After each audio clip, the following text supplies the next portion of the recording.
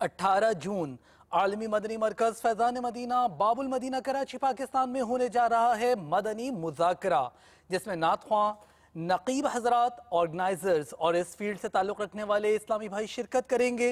कई इस्लामी भाई इस मदनी मुज़ाकरे की दावत दे रहे हैं, आप भी देखिए। अमीर दावत इस्लामी 18 जून को बरोज़ बुध के दिन नात खान हजरात उनका मदनी मुज़ाकरा होगा, जो हज़रत वाला की ज़ेर सरपरस्ती होगा।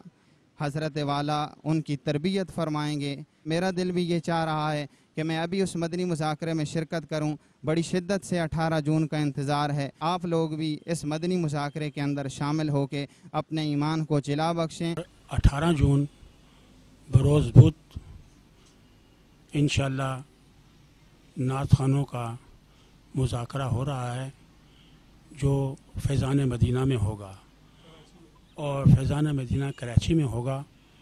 और मेरे भाई और मेरे बेटे की पूरी कोशिश होगी इंशाअल्लाह ताला कि हम इस महफ़िल में हाज़िर हों